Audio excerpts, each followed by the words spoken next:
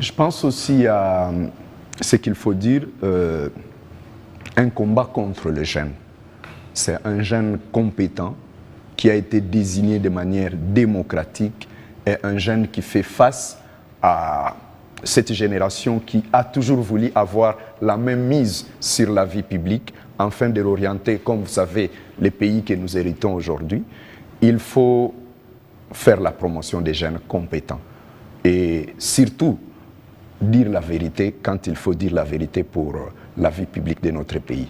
Ce n'est pas bien de voir le prince de l'Église se battre pour des fonctions républicaines qui sont passagères et surtout pour une durée ne dépassant pas la vie sur terre d'un homme ou une durée qui ne dépasse même pas les mandats d'un évêque. Ronsard, le mandat, je pense, c'est pour 5 ans, être président de la CENI. Aujourd'hui, il a gagné. Le débat est au niveau du Parlement parce qu'il faut compléter les bureaux. Il faut demander aux autres composantes de faire les choix des personnes crédibles. Je pense que c'est aussi une distraction. En se basant, en se focalisant sur les choix de Ronsard qui est déjà fait, ça distrait l'opposition de travailler sur les choix du futur rapporteur. Ça distrait les partenaires du CACH en travaillant sur le futur vice-président ou questeur de la CENI. Ça distrait aussi les composantes femmes et autres qui sont choisies pour... une composante qui est désignée pour choisir parmi ses membres à la plénière de la CENI. Je pense qu'aujourd'hui, le débat, c'est d'aller vers ces composantes et leur demander de faire les choix de bonnes personnes. Parce qu'aujourd'hui, personne ne reproche sur les plans professionnels Ronsard Malonda quelque chose. Ce ne sont que des spéculations et des présomptions qu'on met au devant de la scène et c'est injuste. Et pour nous les jeunes, ça nous frustre un peu.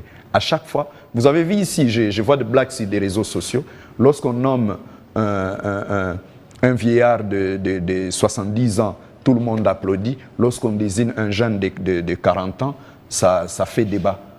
Et je pense que le pays aujourd'hui doit investir sur sa jeunesse parce que c'est ça l'avenir. Et nous devons apprendre aussi à dire la vérité. Nous n'allons pas bâtir le nouveau Congo en partant sur des valeurs très négatives. S'il faut combattre Ronsard, il fallait les commencer dès au début. Et je pense aujourd'hui aussi, la meilleure des propositions, c'est de venir vers le Parlement, de déposer des projets sur la réforme de la CENI et qu'on travaille là-dessus. Nous avons aujourd'hui des mandataires nommés à la tête de ce qu'on appelle l'Office national, l'ONIP. L'ONIP. Donnons la chance aussi à cette institution pour l'identification de la population. Ouais. Donnons aussi la chance à cette institution d'État de fonctionner et d'avoir un fichier définitif et une carte d'identité qui mettrait les Congolais à l'abri de tous ces malentendus. Personne n'en parle. Personne n'en parle. Personne ne parle de l'ONIP. Personne n'arrive au Parlement et déposer les projets pour voir ces réformes. On crie réforme après avoir perdu. Il fallait crier réforme avant de perdre.